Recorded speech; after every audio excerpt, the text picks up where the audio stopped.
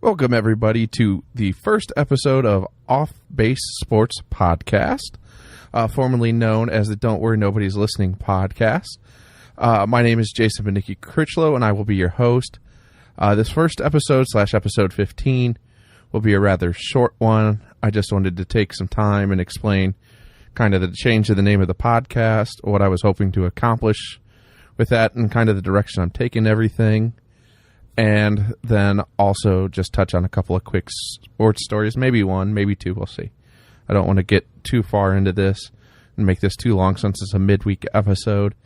But so, like I said, I'm rebranding the podcast, and since this is my second podcast feed, and the first one I kind of did the same kind of rebranding as I felt a need to, I decided to rebrand this one Off Base Sports. It turns out that primarily I was talking sports, and any non-sports episodes were pretty poorly rated. But also, like I said, I created a Twitter page, Off Base Sports, for that. Created an Instagram feed, Off Base Sports, as well. I also created a blogger account where I will try to do one post there per week. So basically one article relating to sports, and that's Off Base Sports there as well.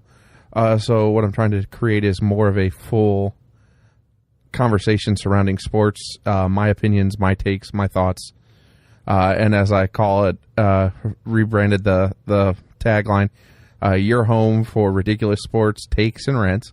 I think there's no doubt that I love to rant and rave and just talk about whatever I may in a nonsensical and very uninformed, unopinionated way. So like I said, you can always still follow me on Twitter, Instagram, Snapchat, and YouTube, where I'll still post the podcast every week at JASONBANICKI. But there will also be an Instagram and Twitter Off Base Sports, and the Facebook page got renamed to Off Base Sports as well.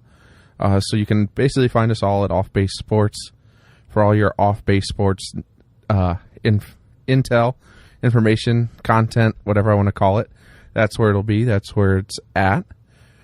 So like I said, I didn't want to go too long today, but obviously the big news in the sports world today, it is Wednesday, September the 5th, is that Pittsburgh Steelers running back Lev Bell has still not signed his franchise tender and has still not reported to camp and won't play week one for sure. And his agents made it no clearer on when his client intends to show up, which has made things very tense it would be very tense whenever he shows up between him and his line, because his line has just called him out for being needlessly selfish at this point. And I would tend to agree with the line, and it's not just because I'm a Steelers fan. I'm not going to hide that fact, but I think James Conner will be fine. I think for two reasons, I think it's a bad idea for Le'Veon Bell to hold out at this point.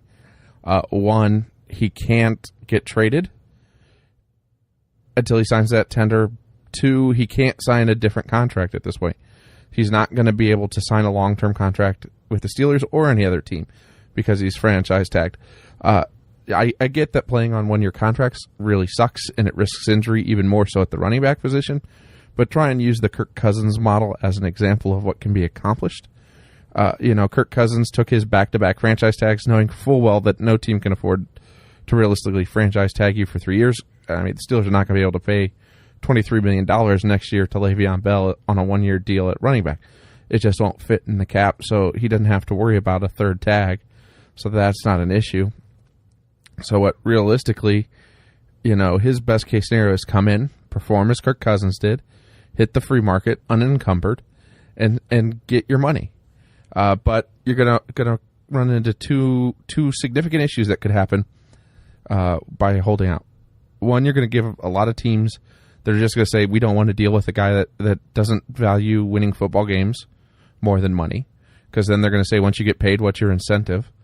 If you're going to walk away from almost $900,000 a week right now just to make a point, they're not going to be in the Le'Veon Bell business. That's just not the way the NFL works. And two, the bigger thing, if I was him, that I'd be worried about, A, James Conner is a really talented back. B, you play behind the best offensive line in all of the NFL, and he's going to look really good.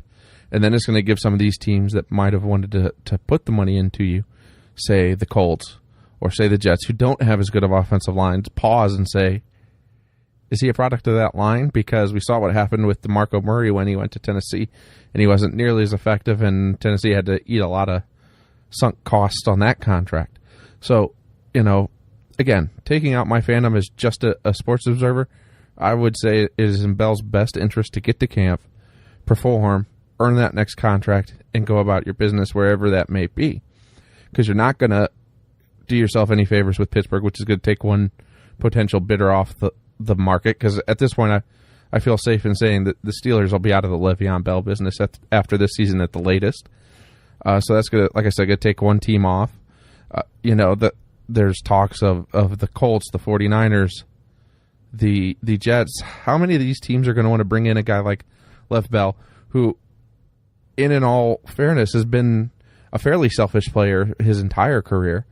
Getting busted, going to the airport for a road game, driving under the influence of marijuana that cost him games that season and the next when he got suspended.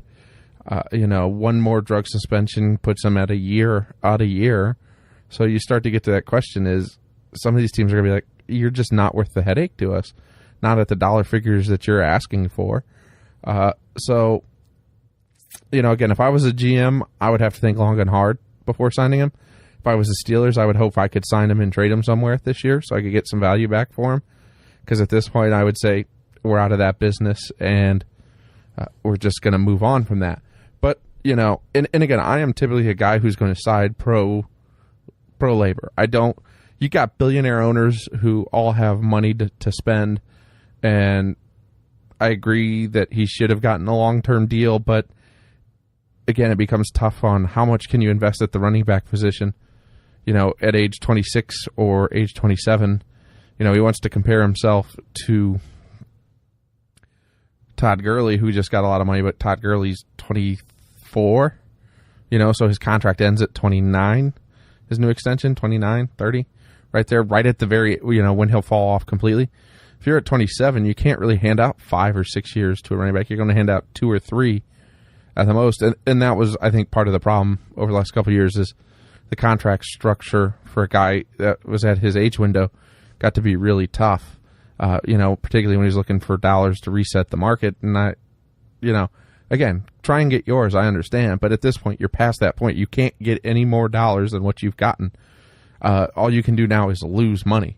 And, there was an article in the Ringer that I gave a quick glance, and they're talking about, well, maybe his thought process is he can make that up. You start talking $9 million or $8.5 million you forego by sitting out somewhere in that range. That's awful hard to make up as a running back in the NFL, particularly in what will be your age 28 season. I don't see teams going out of their way to throw really huge dollars, another $10 million above and beyond what they would have already thrown at you in that scenario. And again, I think it just will show the selfish attitude, and that'll raise a lot of red flags for a lot of young teams that might have had the money to spend on him. And I guess really the only other thing that I wanted to talk about today, and it's actually an article I've been sitting on for a while, and I just have had on the back burner. So like I said, I'm not going to make this super long. We're only 7 minutes in now. But that's going to be Rick Ankiel was pitching in a celebrity type former pro baseball game over the summer, and he was talking with some of the writers that he actually wants to try and consider pitching again in the big leagues next year. He said, he's been throwing. His kids have never seen him play, pitch in the big leagues. So for him, it would be interesting, would be worth a try to get out there and pitch one more time. And he's throwing in the mid to upper 80s right now with, full off season to get ready. He feels like he'd get up into the upper 80s, low 90s and have one good breaking pitch. I'd love to see it. You always feel bad for those guys who struggle like that and don't have that comeback, for a guy that was so great his rookie season and then just lost it so suddenly.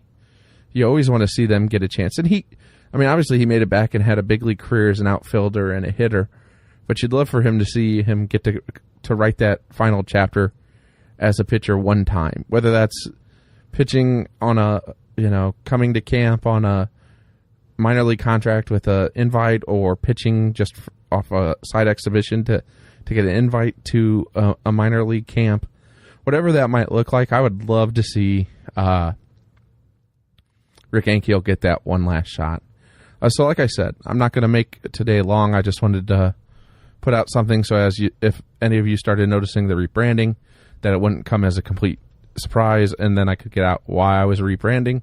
So as I said, this is going to be now the Off Base Sports Podcast. It'll be your home for ridiculous sports takes and rants. Not that you got much today, just a couple of quick little blurbs, but and be on the lookout for some of my sports writing as well from the Off Base Sports blog at offbasesports.blogspot.com, and add us on Twitter and Instagram, and you can send in any articles, any news you'd like to see me talk about, anything you'd like to see me rant about at offbasesports@gmail.com. Thank you, and peace out.